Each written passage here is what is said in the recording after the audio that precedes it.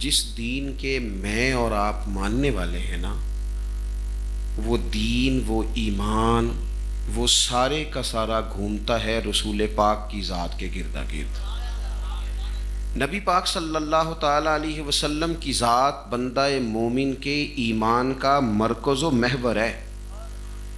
اگر حضور سے رشتہ مضبوط ہوگا تو نماز نفع دے گی، اگر نبی پاک علیہ السلام سے رشتہ مضبوط ہوگا تو اللہ تبارک و تعالیٰ کے گھر کا طواف نفع بخش ہوگا، اگر رسول پاک سے رشتہ مضبوط ہوگا تو پھر صدقات، خیرات، زکوٰۃ، فطرانے، یہ ساری چیزیں سود مند ہوں گی۔ لیکن اگر حضور سے رشتہ نہیں، نبی پاک سے تعلق نہیں، احساسات اور جذبات اس کیفیت کے نہیں، تو پھر بہت سارے اعمال ایسے ہیں۔ بہت سارے صاحبزادہ سید فیض الحسن شاہ صاحب عالم مہاروی رحمۃ اللہ علیہ سے ایک شخص نے کہا تھا، جی یہ کیا بات ہوئی کہ میں نے کل ایک مولانا کی تقریر سنی ہے تو وہ کہہ رہے تھے کہ محبت رسول نہ ہو تو کوئی شے بھی نہیں ہوتی۔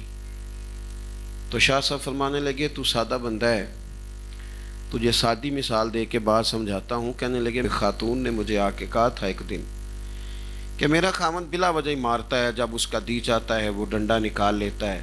تو شاہ جی کہتے ہیں میں نے اس سے پوچھا کہ تازی لڑائی کس بات پہ ہوئی؟ تو کہنے لگی، مجھے جاتی دفعہ کہا گیا تھا کہ میرے واپس آنے تک مسور کی دال پکا دینا، تو میں نے پیاز بھی کاٹے، لہسن بھی چھیلا، مسالہ بھی بنایا، پانی بھی ڈالا، گھی بھی ڈالا، بس نہ غلطی سے نہ میں دال ڈالنا بھول گئی ہوں۔ تو آپ دیکھیں اتنی سی بات پہ اس نے مجھے مارا ہے۔ ہر چیز ہی ڈال دی ہے تو صرف دال ہی تو نہیں ڈالی۔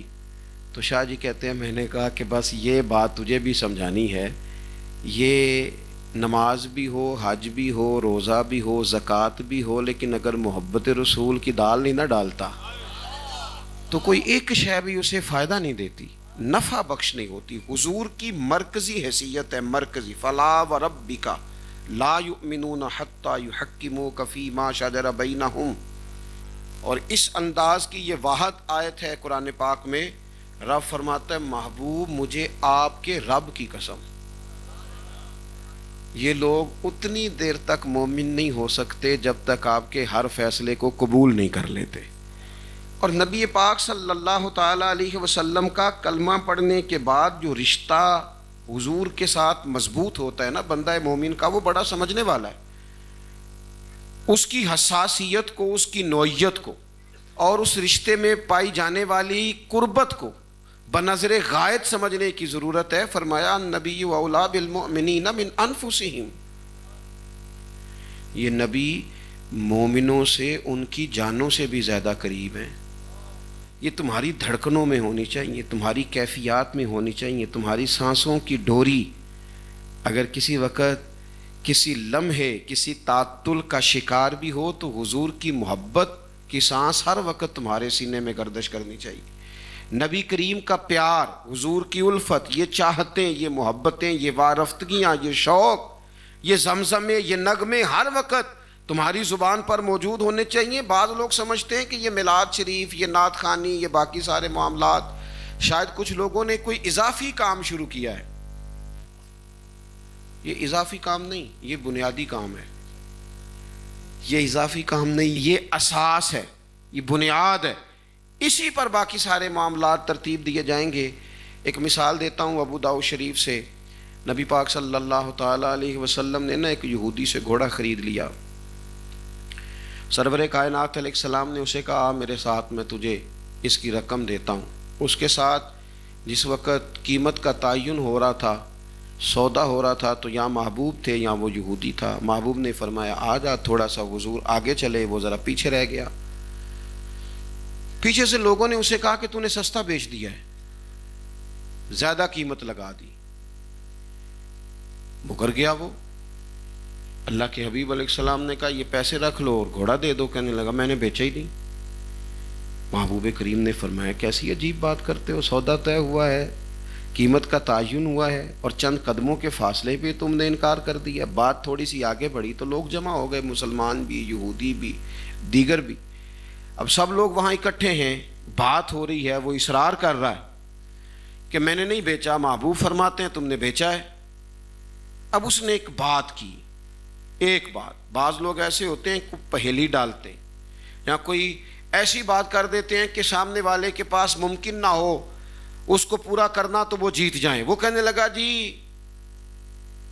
ایک بندہ بھی اگر کہہ دینا کہ میں نے گھوڑا بیچا ہے اور آپ نے خریدا ہے تو میں دینے کو تیار ہوں. اب وہاں کوئی بندہ موجود ہی نہیں تھا تو یہ کہے گا کیسے؟